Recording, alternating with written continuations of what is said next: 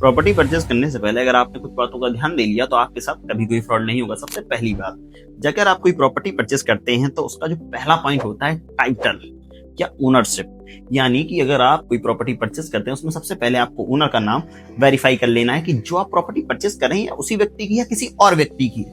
दूसरी बात, sale deed या रजिस्ट्री।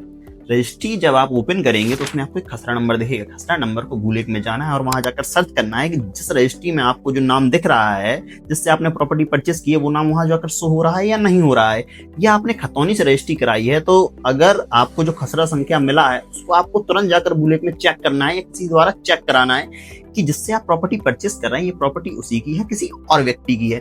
तीसरी बात, मैप या नक्शा। अगर आप कोई मकान या कोई प्लॉट परचेस कर रहे हैं तो उसमें आपको ये देखना है कि ये नक्शा किसी ऑथराइज संस्था द्वारा पास है या कोई नगर निगम द्वारा पास है। ये आपके लिए बहुत जरूरी बात है।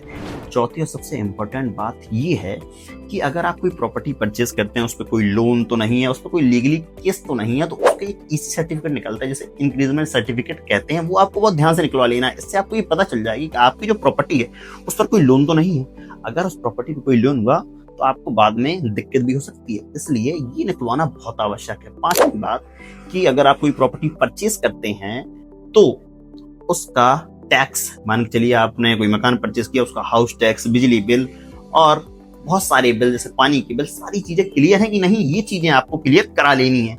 अगर इन सारी बातों के बाद भी आप सेटिस्फाइड नहीं होते तो आपको सबसे पहले उस प्रॉपर्टी पर जाना है। वहां जो नाइबर्स हैं उनसे जाके पूछना है कि ये प्रॉपर्टी जो है आपकी वो लीगली है या नहीं है, या कोई इस प्रॉपर्टी पे विवाद तो नहीं है, या कोई व्यक्ति आपकी प्रॉपर्टी पे कब्जा तो नहीं किए हुए। जो प्रॉपर्टी आप परचेस कर रहे हैं फिजिकली जाकर वहां जाकर एक बार आपको विजिट जरूर करना है।